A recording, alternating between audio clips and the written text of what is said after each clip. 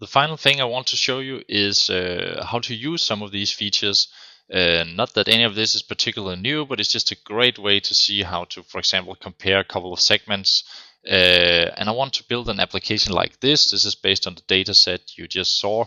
It has a date selector here where I can select a date range, and I can select a couple of segments. For example, here I've selected new visitors versus returning visitors. I could also select all visits versus for example, the new visitors, and see how that looks. And I can shift between a few metrics here. Those are the 3 metrics I had in my grid, and you can see the chart updating. And I can also, this is a feature of the chart, pretty nice feature from Google Viz API here, that you can extend the date you see in the big chart by dragging in the small chart here. Okay, so this is the functionality I want to build. Let me go ahead and show you how to build this with the dataset I just created. I'm back in the builder, and the first thing I'll do here is just to move all of those components I don't need right now to page 2. That'll give me a little more space to work on here, so I'll move this to page 2. And back on page 1, I'll make a copy of only this part, which is the query itself and the segment selector. And the nice thing about this is that now it will keep the reference to all the other components. So it will still pick visits, bounces, page views by date, but it will be for this particular segment selector. So when I select the segment here, this query will reflect another segment than this query over here. And I'll also label this segment 2, and I'll label this one segment 1. Okay, now I have the functionality to actually merge my columns, and what I need is a column which has a grid, which has the date, and then one of these columns, either visits, bounces, or page views from the first grid, and the same from the other grid, depending on what I choose in a combo box. So let me go ahead and create that combo box. I'll just type in the 3 values here. Visits as one option, and I'll add bounces as a second option, and page views as the last option, like this. Okay. Now I'm ready to go ahead, and I'll create a new new function.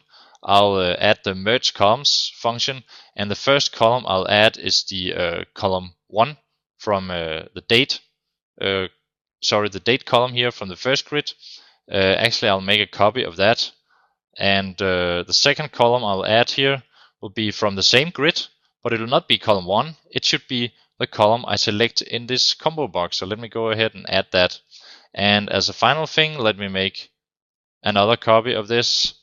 I'll add another get column function here, and the input for that should actually not be this grid, so let me go ahead and disconnect that. Instead, it should be the other data grid here. You can see it's called Google Analytics Data Copy.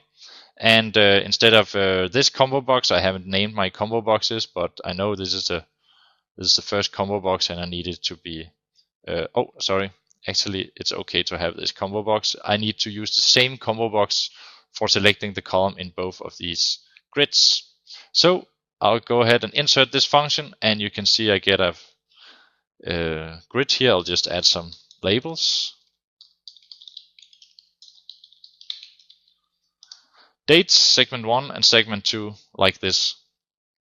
And you can see the data here actually is updated whenever I select something in my selector up here. Let me go ahead and make a little space, because this grid I just created is actually what I need to be able to create the chart you saw just before. I'll just move everything down here, something like this and something like this. Okay, and let me add a little text for this one. Let's call it metric. And now I'm ready to add my function. Let me go ahead and click the Google Visualization category here, pick the timeline chart. This is not a type of chart that you can preview in the builder. You have to upload the application to actually see how it looks. So what I'll do for now is just I'll select my grid here. Let me just call it chart data, so I know this is my chart data, and I'll drag and drop it, and now it says upload to see a live version. So before I do that, let me just again move these components. I don't need to look at these, move them to sheet 2 so we get a nice clean sheet 1 here, and I'm ready to upload the application.